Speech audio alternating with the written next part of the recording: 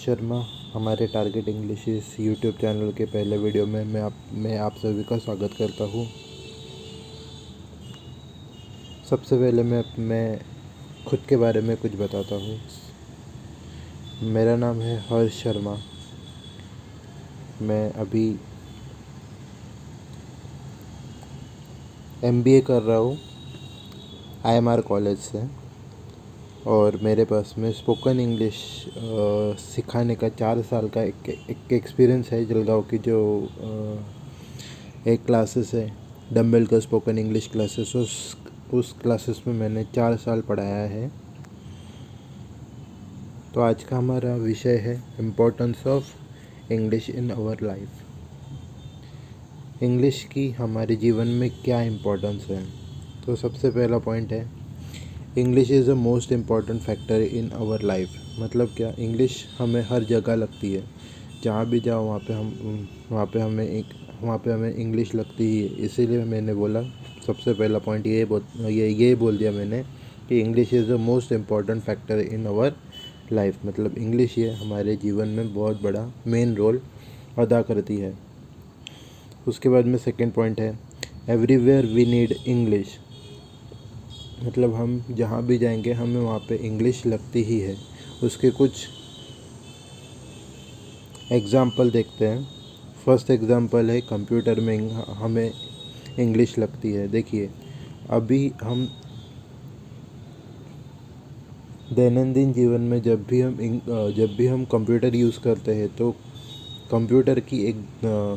Computer की जो language होती है, बेसिक लैंग्वेज, वो होती है इंग्लिश। मतलब क्या, हमें कंप्यूटर जब भी हम यूज़ करेंगे तो हमें वहाँ पे कौन सी लैंग्वेज यूज़ करनी पड़ेगी? इंग्लिश लैंग्वेज यूज़ करनी पड़ेगी।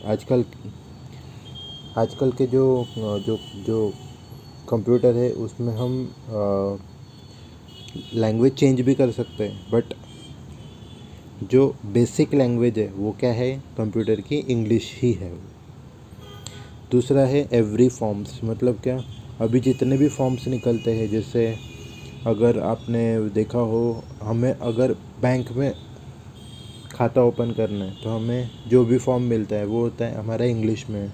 उसके बाद में आप लोगों ने पैन कार्ड निकाला होगा, उसका फॉर्म कौन से लैंग्वेज में होता है? वो भी होता है इंग्लिश में ही। बाकी के जितने भी फॉर्म्स है, जैसे कोई भी अभी अगर कोई नई पोस्ट निकली, नई जॉब की जो भी निकलती है वैकेंसी, उसके जो भी फॉर्म्स होते हैं वो कौन से लैंग्वेज में होते हैं? ज़्यादातर वो होते हैं इंग्लिश में ही। नेक्स्ट पॉइंट है, कुछ ऐसी फील्ड्स होती है एजुकेशन की, वो होती है इंग्लिश में ही। जैसे मैं जो कर रहा हूँ MBA, वो भी है हमारा वो इंग्लिश में ही होता है। उसके बाद में बहुत सारी ऐसी फील्ड होती है जो ओनली एंड ओनली इंग्लिश में ही होती है। जैसे MBA हो गया, उसके बाद में इंजीनियरिंग हो गया। ऐसी बहुत सारी जो भी कुछ होती है वो इंग्लिश लैंग्वेज में ही होती है। चौथा पॉइंट है हमारा, प्राइवेट सेक्टर में हमें इंग्लिश लगती ही है। प्राइवेट सेक्टर मीन्स कोई भी कंपनी हो, जहाँ भी हम जॉब करेंगे वहाँ पे हमको कौन सी लैंग्वेज यूज़ करनी है? इंग्लिश ही लैंग्वेज यूज़ करनी है। पांचवा पॉइंट है और लास्ट पॉइंट है, आउटसाइड ऑफ महाराष्ट्र। मतलब महाराष्ट्र के बाहर हम जब भी जाएंगे तो हमें कौन सी लैंग्वेज यूज़ करनी पड़ेगी? इंग्लिश ही लैंग्वेज वहाँ पे समझ में आती है। ठीक है। नेक्स्ट पॉइंट देखते हैं, what is important for spoken English language. मतलब इंग्लिश बोलने के लिए हमें क्या ज़रूरी है। ठीक है। उसमें सबसे पहली चीज़ हमें मतलब हमें लगता है वर्ब्स मतलब क्या? क्रियापद। अब क्रियापद ये बहुत ज़्यादा डिफ़िकल्ट वर्ड हो गया। एकदम सिंपल करके बताता हूँ। क्रियापद यानी मतलब क्रियापद, या हम इंग्लिश में बोले वर्ब्स, मतलब क्या? क्रियाएं। हम दिन भर में जितनी भी क्रियाएं करते हैं वो सारी की सारी क्या होती है? क्रियापद होता है। वो होता है हमारा वर्ब। दूसरी चीज़ हमें चाहिए टेंसेस। हमें टेंसेस पता होने चाहिए। हम अभी टेंसेस कितने होते हैं? तीन टेंसेस होते हैं, present tense, past tense and future tense. But ये 3 टेंसेस ही पता होने चाहिए ऐसा ज़रूरी नहीं है, हमें 12 टेंस पता होने चाहिए। वो 12 टेंस कैसे होते हैं वो हम आगे देखेंगे, ठीक है। टेंसेस पता होने चाहिए। तीसरी चीज़ हमें पता होनी चाहिए सेंटेंस का टाइप। हमें सेंटेंस का जो भी प्रकार है, सेंटेंस का जो भी टाइप है वो पहचानते आना चाहिए कि दिए मतलब जो भी सेंटेंस हम बोलने वाले हैं या जो भी सेंटेंस हम कन्वर्ट करने वाले हैं मराठी या हिंदी टू इंग्लिश में, जो भी हम कन्वर्ट करने वाले हैं वो सेंटेंस कौन से लैंग्वेज वो सेंटेंस किस प्रकार का है। तो सेंटेंस के टाइप भी हम आगे देखेंगे। चौथी चीज़, सेंटेंस का स्ट्रक्चर कैसा होना चाहिए। अब अलग अलग सेंटेंस के टाइप के हिसाब से सेंटेंस का स्ट्रक्चर भी चेंज होता है। वो कैसे होता है, वो क्या होता है, वो हम आगे वाले कोई मतलब मेरा जो इसके नेक्स्ट वाला जो वीडियो रहेगा वो इसी टॉपिक पे रहेगा कि सेंटेंस का स्ट्रक्चर कैसा होना चाहिए, ठीक है।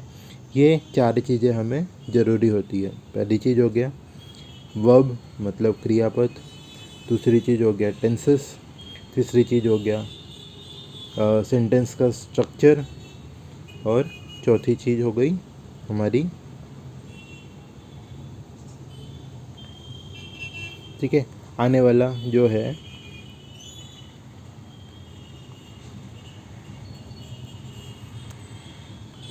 नेक्स्ट पॉइंट है टाइप ऑफ टेंस। कितने प्रकार के टेंसेस होते हैं? तो हमारे इंग्लिश में या हिंदी में या मराठी में या कोई भी लैंग्वेज में मेन टेंसेस होते हैं। टेंसेस के टाइप होते हैं ओनली 2। पहला होता है मेन टेंस, दूसरा होता है सब टेंस, ठीक है। पहला होता है मेन टेंस, दूसरा होता है सब टेंस। तो इंग्लिश में हो, मराठी में हो, हिंदी में हो या फिर कोई भी लैंग्वेज में हो, मेन टेंसेस के प्रकार होते हैं 3। प्रेजेंट टेंस मतलब वर्तमान काल, पास्ट टेंस मतलब भूतकाल, और फ्यूचर टेंस मतलब भविष्य काल, ठीक है। अब ये 3 टेंसेस का विभाजन हमने किया है सब टेंस में। अब वो सब टेंस होते हैं 4। देखिए simple tense, perfect tense, continuous tense and perfect continuous tense. ये क्या होते हैं, कैसे यूज़ करने हैं, ये सब हम आगे देखेंगे। हमें सिर्फ अभी ये जानना है कि हमें इंग्लिश में या फिर कोई भी लैंग्वेज सीखते समय कौन कौन से टेंसेस का यूज़ करना है, ठीक है। तो ये हो गए हमारे मेन टेंसेस हो गए 3, सब टेंसेस हो गए 4। अब ये जो भी मेन टेंसेस और सब टेंसेस हैं, ये जो कैलकुलेशन हम करते हैं ये 3 और 4 ऐसे नहीं करेंगे। इसका जो भी क्या कैलकुलेशन होता है वो होता है 12 टेंसेस में। वो 12 टेंसेस कैसे होते हैं? Simple present, simple past, simple future, ये हो गए आपके 3। Perfect present, perfect past, perfect future, ये हो गए आपके 3। तो 3 और 3 6। Present continuous, past continuous, future continuous, ये हो गए वापस 3, तो हो गए वो 9। और present perfect continuous, past perfect continuous and future perfect continuous, ये हो गए आपके वापस 3। मतलब 3 3 3 3 3 चौक 12, मतलब 12 टेंसेस में हमें हमारा इंग्लिश पूरा करना है, ठीक है। अब आगे वाला जो भी है वो है, मैंने वही बताया हुआ है कि ये 3 टेंसेस को हम कैसे डिवाइड करेंगे या फिर 3 टेंसेस को 12 टेंसेस में कैसे कन्वर्ट करेंगे। अभी मैंने आपको बताया, देखो simple present past future, perfect present past future, continuous present past future and perfect continuous present past future. इस तरीके से हमें 3 मेन टेंसेस और 4 सब टेंसेस को मिला के 12 टेंसेस में उसका डाइवर्जन करना पड़ता है, ठीक है। अब आगे वाला पॉइंट देखते हैं। आगे वाला पॉइंट है टाइप ऑफ सेंटेंस। देखो मैंने आपको बताया था कि हमें सेंटेंस का टाइप पहचानते आना चाहिए। अगर हमें इंग्लिश बोलना है तो हमें उसका हमें जो भी सेंटेंस दिया गया है या जो भी सेंटेंस बोला गया है उसका उसका टाइप पहचानते आना चाहिए। तो फिर सेंटेंस का टाइप किस किस प्रकार से होता है, तो सेंटेंस के टाइप होते हैं 4। पहला है नॉर्मल सेंटेंस, दूसरा है नेगेटिव सेंटेंस, तीसरा है वर्बल सेंटेंस एंड चौथा है WH सेंटेंस। तो अभी आप पूछोगे ये नॉर्मल, नेगेटिव, वर्बल, WH ये है क्या? एकदम सिंपल है। देखिए, नॉर्मल सेंटेंस मीन्स क्या, एग्जाम्पल से हम समझते हैं। नॉर्मल सेंटेंस मतलब क्या, मैं गाड़ी चला रहा हूँ, ये क्या हो गया आपका नॉर्मल सेंटेंस हो गया। इसमें कुछ भी आपको मतलब कुछ भी अलग नहीं दिख रहा है, तो ये हो गया आपका normal sentence. I am driving car. अब इसी को हमको नेगेटिव बनाना है। नेगेटिव मतलब क्या है, इसमें हमको नहीं, या हम बोलते हैं मराठी में नाही, ये शब्द हमको उसमें ऐड करना है। तो हम कैसे बोलेंगे मराठी में, मैं गाड़ी चला नहीं रहा हूँ, तो फिर या हिंदी में हम कैसे बोलेंगे, मैं गाड़ी चला नहीं रहा हूँ। तो उसको इंग्लिश में जब हम ट्रांसलेट करते हैं तो हम बोलते हैं I am not driving car. ठीक है। अब वर्बल सेंटेंस क्या होता है? वर्बल सेंटेंस ये ऐसा होता है जिस सेंटेंस में क्वेश्चन पूछा जाता है और उस क्वेश्चन का आंसर हाँ या ना में आता है।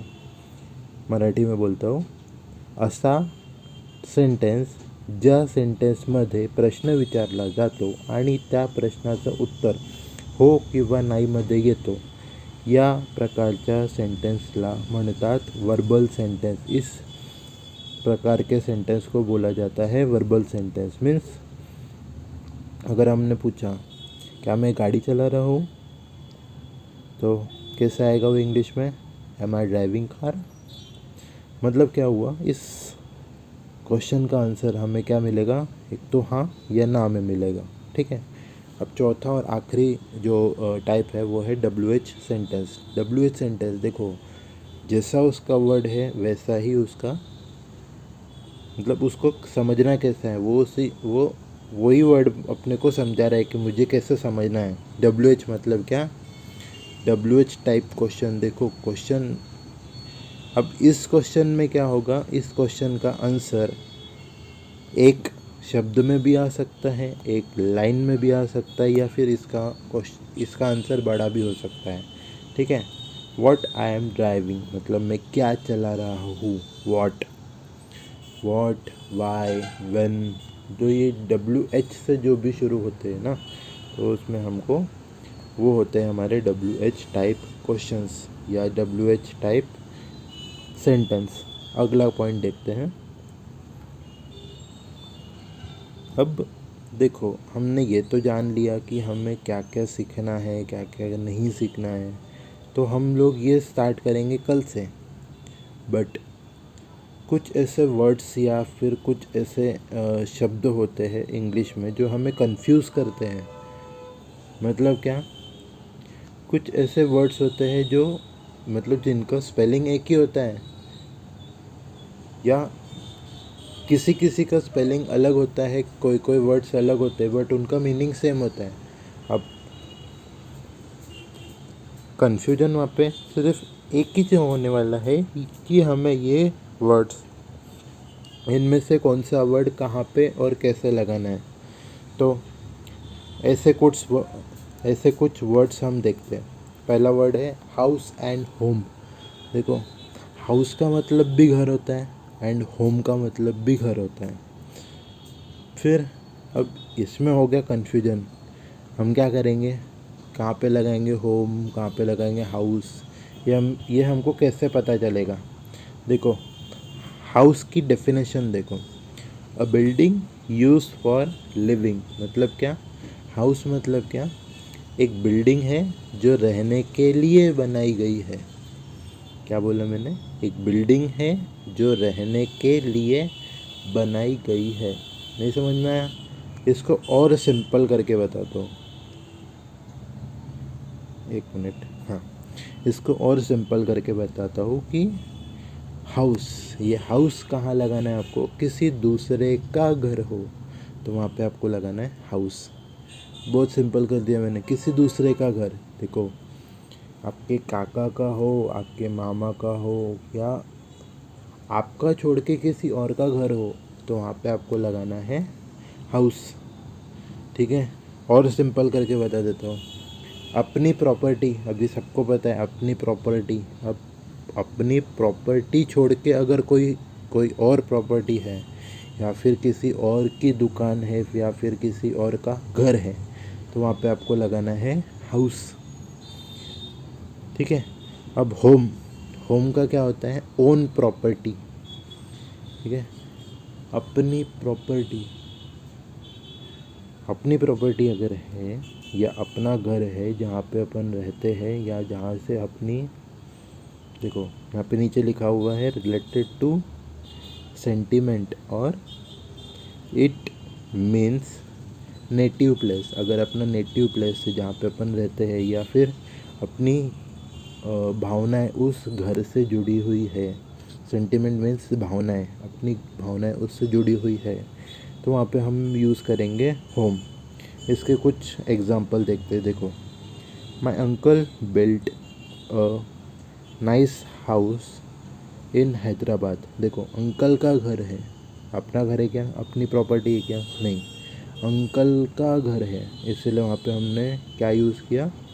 हाउस यूज़ किया। सेकंड देखो, आई रिटर्न एट होम। मैं गया ना घर पे, मैं शब्द यूज़ आया, तो मैं शब्द यूज़ आया इसलिए वहाँ पे यूज़ हुआ होम। ठीक है, ऐसे ही कुछ और वर्ड्स देखते हैं। Customer and client. देखो कस्टमर मीन्स ग्राहक, क्लाइंट मीन्स भी ग्राहक होता है। ठीक है, कस्टमर मीन्स ग्राहक होता है, और क्लाइंट मीन्स भी ग्राहक होता है। तो हम कैसे कैसे उसको कैसे यूज़ करेंगे, मतलब कहाँ पे कस्टमर लगाएंगे, कहाँ पे क्लाइंट लगाएंगे? तो कस्टमर की एक सिंपल चीज, मतलब सिंपल से मैंने एक वो लगाया, लॉजिक लगाया है। A person who buys things at a shop. एक पर्सन है, उसने कुछ तो भी खरीदा है शॉप से, खरीदी करी है ना, क्या खरीदी उसने? खरीदी करी है, कुछ तो भी चीज़ खरीदी, मतलब खरीदा है उसने, तो खरीदा है इसीलिए वो यूज़ करेगा कस्टमर। ठीक है, वो होगा कस्टमर। और क्लाइंट मतलब क्या होता है? देखो क्लाइंट मतलब अ person who page for service of lawyers. ठीक है, लॉयर वगैरह को भूल जाओ। देखो अ पर्सन मतलब एक पर्सन है, उसने सर्विसेज के लिए पे किया है। ठीक है, क्या बोला मैंने? एक पर्सन है, उसने सर्विसेज के लिए पे किया है, मतलब कुछ तो भी सर्विस उसने ली है और उसके लिए उसने पे किया है सामने वाले को, तो वो हुआ आपका क्लाइंट। अब इसका अगर एकदम सिंपल सा अगर अपन ने देखा जाए उदाहरण, तो आप सब घर में ये लगाते होंगे, प्यूरीफायर होता होगा आपके घर में, वाटर प्यूरीफायर। ठीक है, वाटर प्यूरीफायर ये जो भी इंसान लगाता है, वो क्या दे रहा है आपको? सर्विस दे रहा है वो आपको, आपने उससे ख़रीदा नहीं है। मतलब देखो क्या होता है, वाटर प्यूरीफायर अगर आपने लगा लिया तो वो आपको सर्विस दे रहा है इंसान। ठीक है, तो आप उसके क्या हो गए? क्लाइंट हो गए। आप उसके कस्टमर नहीं हो, आप उसके क्लाइंट हो। जैसे हम जाते हैं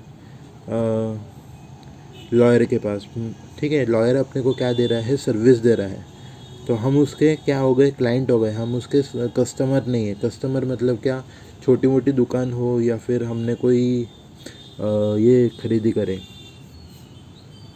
कपड़े खरीदे करे, जूते खरीदे करे, तो यहाँ पे जो भी मतलब जो भी वो शॉप होती है, तो शॉप में हम जो भी खरीदी करते हैं वो होता है, मतलब हम उसके क्या होते हैं? कस्टमर होते हैं। ठीक है, हम उसके क्लाइंट नहीं होंगे। क्लाइंट मतलब क्लाइंट और कस्टमर में का एकदम बेसिक सा डिफरेंस ये है कि अगर पर्सन ने कुछ चीज़ शॉप से खरीदी करी है, तो वो होगा कस्टमर, वो बोला जाएगा कस्टमर। अगर कोई पर्सन ने सर्विसेज के लिए पैसा दिया है, मतलब सर्विस पाने के लिए पैसा दिया है, तो वो वहाँ पे कहलाएगा क्लाइंट। इसका एग्जाम्पल देखते हैं। पहला example, the shopkeeper attract his customer bye discount. मतलब क्या होता है, एक शॉपकीपर है, वो कस्टमर को अट्रैक्ट कर रहा है डिस्काउंट देके।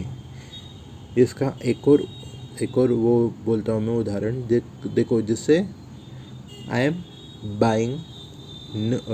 Buying new shoes from the shop.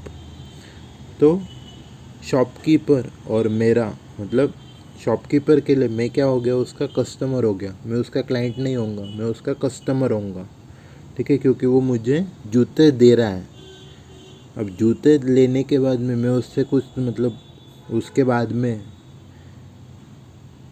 मेरा और उसका रिश्ता तो नहीं होगा ना, ठीक है। इसीलिए वो क्या होता है, वो और मेरा जो रिलेशन है वो कौन सा होगा, कस्टमर और शॉपकीपर का रिलेशन होगा, ठीक है। The lawyer has been considerate to his client, ठीक है। मैंने पहले ही बताया था, लॉयर हो या फिर डॉक्टर हो या फिर कोई भी ऐसा इंसान हो जो आपको सर्विसेज प्रोवाइड करता है, वो होता है उसका और आपका रिलेशन होता है क्लाइंट का, ठीक है। मतलब हम होते हैं उनके क्लाइंट, ठीक है। इतना समझ में आ गया। अब तीसरा देखते हैं, ठीक है। तीसरा होता है शेड और शैडो। देखो, शेड मतलब भी छाया और शैडो मतलब भी छाया ही होती है, ठीक है। अब उसमें भी डिफरेंस होता है, कैसे, तो शेड ये होता है अ शेल्टर्ड प्लेस फ्रॉम द सन। मतलब क्या, शेड मतलब क्या, ऐसी जगह जो हमें सूरज की रोशनी से बचाती है, ठीक है। और शैडो मीन्स क्या, the image of light of a person और एन एनिमल, ठीक है। जैसे अभी मैं चल रहा हूँ, मैं अगर खड़ा हूँ और मेरे ऊपर सूरज है, तो उसके बाद में मेरी जो भी परछाई बनेगी, तो वो क्या कहलाएगी, वो शेड नहीं कहलाएगी, वो शैडो कहलाएगी, ठीक है। बहुत बार हम ये भी गलती करते हैं। देखो, मैंने आगे बताया है क्या क्या क्या हम गलती करते हैं। एग्जाम्पल में देखते हैं, we sat in the shade of tree, ठीक है।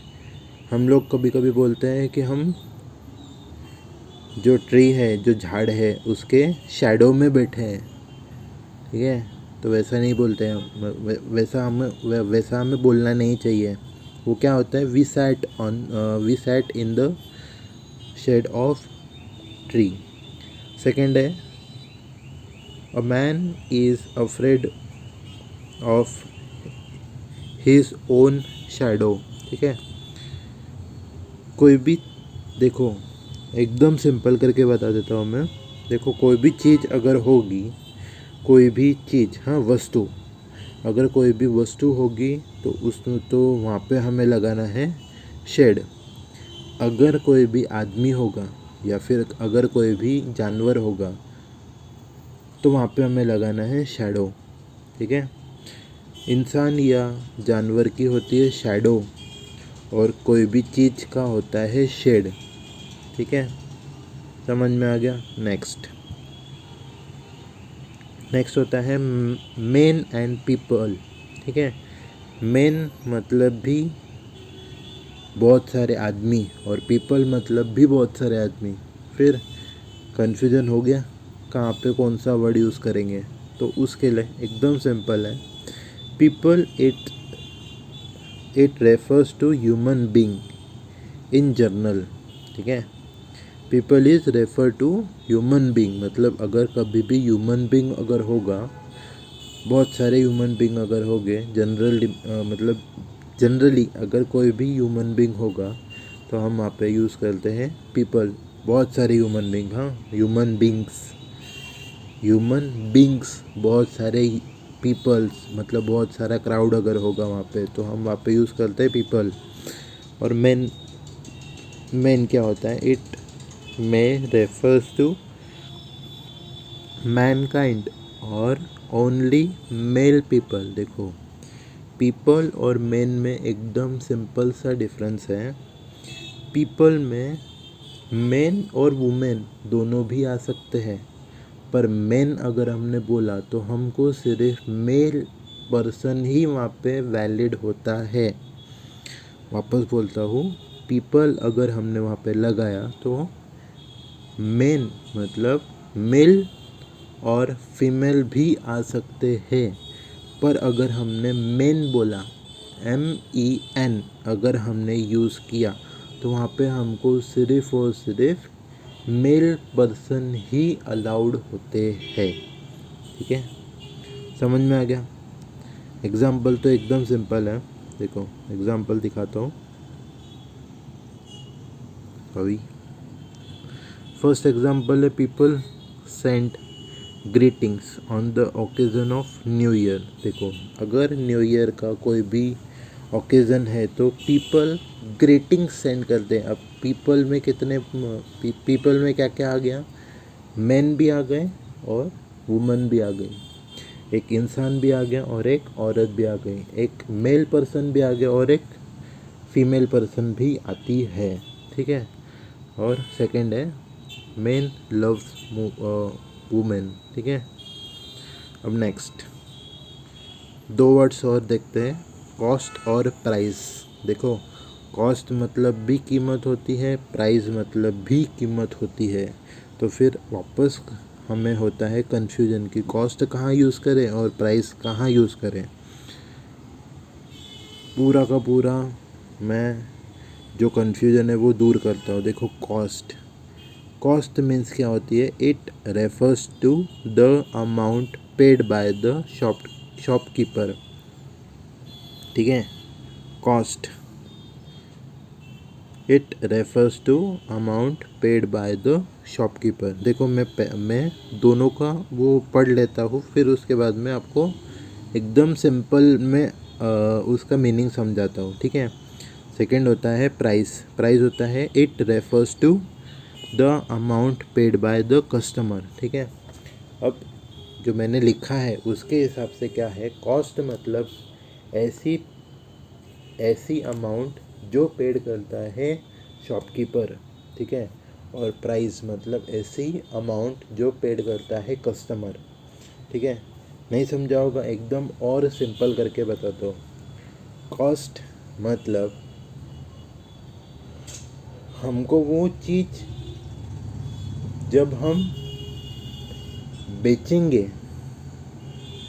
ठीक है, अगर हम एक देखो जाने दो, वो भी जाने दो, एकदम सिंपल। देखो कॉस्ट मतलब क्या, बहुत सारी चीज़ों की जो कॉस्ट मतलब बहुत सारी मतलब अगर हम बोलेंगे ना, देखो जैसे हम बोलते हैं कि हमें ज़्यादा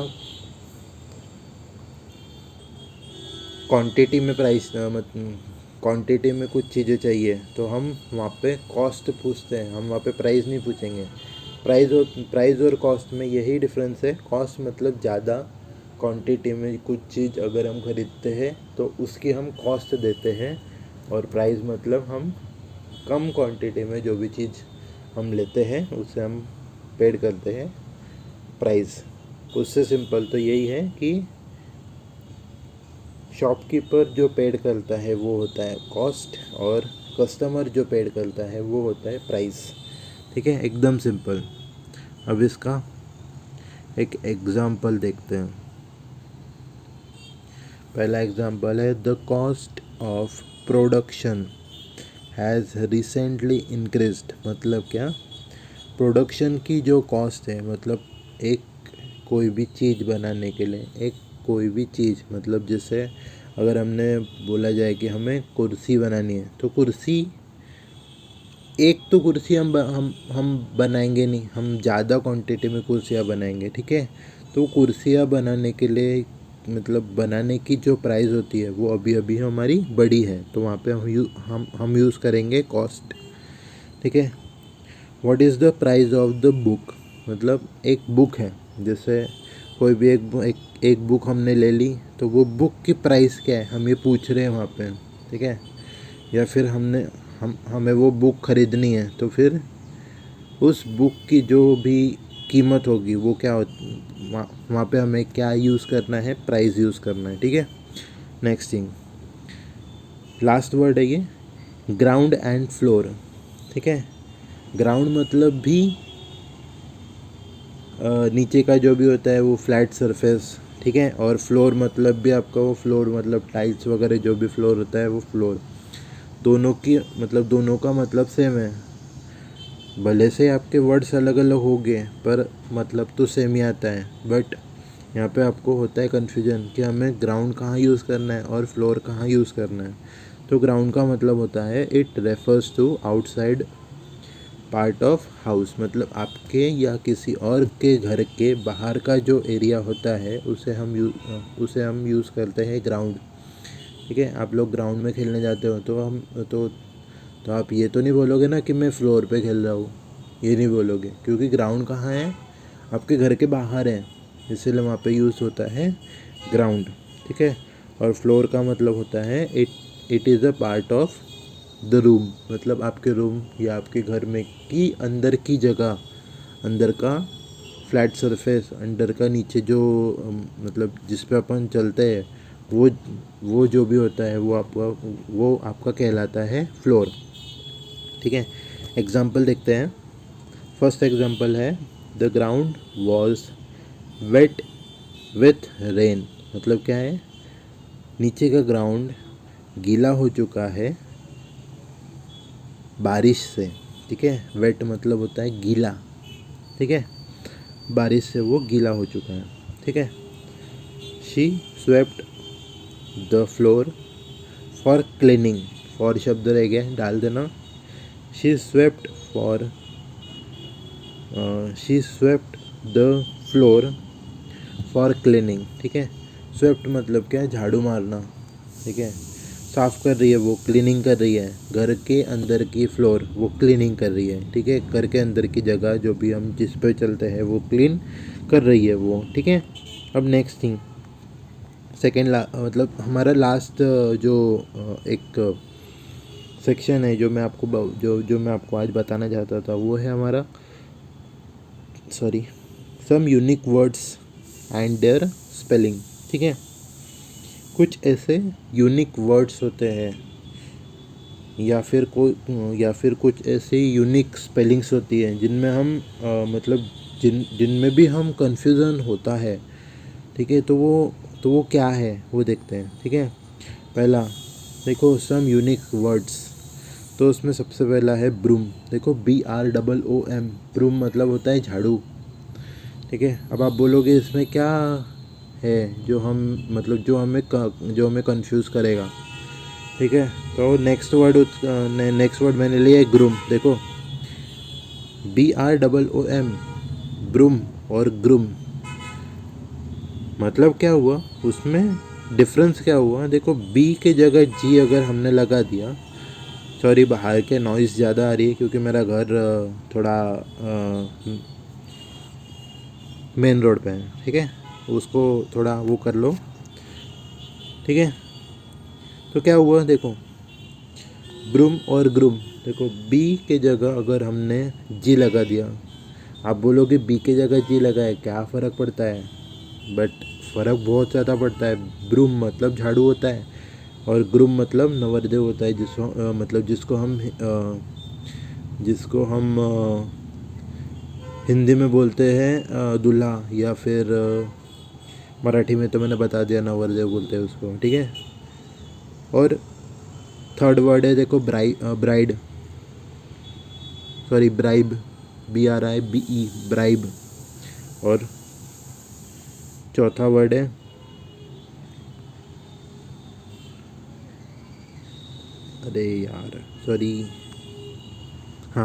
चौथा वर्ड है अपना ब्राइड, देखो BRIBE, ब्राइब मतलब लाच देने, और जिसको हम बोलते हैं ना रिश्वत देना, तो ब्राइब मतलब BRIBE, तो बी के जगह डी अगर कर दिया तो कितना बड़ा फ़र्क होता है, देखो BRIBE लाच देने, रिश्वत देना, BRIDE। ब्राइड मतलब होता है नवरी, मतलब या फिर हम हिंदी में बोला जाए तो दुल्हन। ठीक है, देखो दोनों में कितना डिफरेंस होता है। यही चीज़ मुझे आपको बतानी थी कि कुछ कुछ ऐसे वर्ड्स होते हैं जिसके स्पेलिंग सेम हो या स्पेलिंग डिफरेंट हो, फिर भी हम कौन सा वर्ड कहाँ यूज़ करें वो अपने को देखना पड़ता है, जो हमने पीछे देखा। और ये ऐसे वर्ड्स हैं जिसमें अगर एक सिंगल अल्फ़ाबेट अगर इधर से उधर हो जाए या फिर वो चेंज हो जाए तो भी हमारा जो उसका मीनिंग है, जो उस वर्ड का मीनिंग है, वो चेंज हो जाता है। सॉरी। अब देखते हैं सम यूनिक स्पेलिंग्स। कुछ ऐसे स्पेलिंग्स भी है जो हमें बहुत बहुत ज़्यादा परेशान करते हैं। उसमें के कुछ मैंने लिए हैं, वो है सिर्फ 3 स्पेलिंग लिए मैंने। बाकी तो फिर ऐसे बहुत सारे स्पेलिंग्स है, वो हम नेक्स्ट वाले वीडियोस में या फिर जो भी हम नेक्स्ट कुछ वीडियोस आएगी मेरे, उसमें हम देखेंगे। उसमें का फर्स्ट है बुके। देखो बुके का स्पेलिंग अगर आप किसी भी इंसान को पूछोगे तो वो बुके का जनरली स्पेलिंग ये बनाएगा BOOKE या KY। बट बुके का स्पेलिंग वो नहीं होता है। बुके का स्पेलिंग होता है BOUQUET। क्या होता है? BOUQUET। अब अगर कोई भी जनरली इंसान अगर किसी दूसरे को आप पूछोगे कि इस वर्ड को पढ़, तो वो क्या पढ़ेगा इसको? वो इसको पढ़ेगा बकेट। बट ये बकेट नहीं है, ये बुकेट है। अब इसको बुकेट भी नहीं बोल सकते क्योंकि इसका जो लास्ट वाला T शब्द है ना, वो साइलेंट वर्ड होता है। तो इसका जो प्रोनाउंसिएशन है वो होता है बुके। दूसरा वर्ड देखो लेफ्टिनेंट। आपने सॉरी आपने जो हमारी जो आर्मी है उसमें आपने बहुत बार ये वर्ड सुना होगा लेफ्टिनेंट। तो लेफ्टिनेंट में अगर आप किसी भी इंसान को वो बोलोगे कि इसकी स्पेलिंग बना, लेफ्टिनेंट की स्पेलिंग बना, तो वो स्पेलिंग क्या बनाएगा? LIFT या L जो भी है वो बनाएगा। FT से इसका मतलब FT उसको वो यूज़ करेगा, बट FT कभी भी आता नहीं है उसमें। उसकी स्पेलिंग होती है LIUTENANT। ये वर्ड्स आप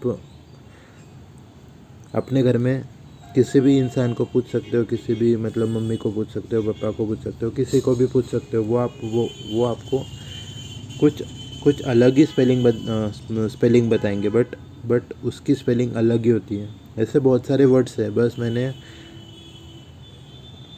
एकदम सिंपली एकदम मतलब जो हम डेली में यूज़ करते हैं उसी वर्ड्स को मैंने आज लिया है। ठीक है, थर्ड एंड लास्ट वर्ड है अपना कर्नल।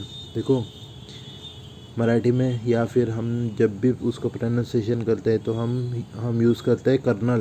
देखो कर्नल, बट उसमें R नहीं आता है, उसकी स्पेलिंग होती है COLONEL, कर्नल। ठीक है, सो आज का मेरा वीडियो इतना ही था।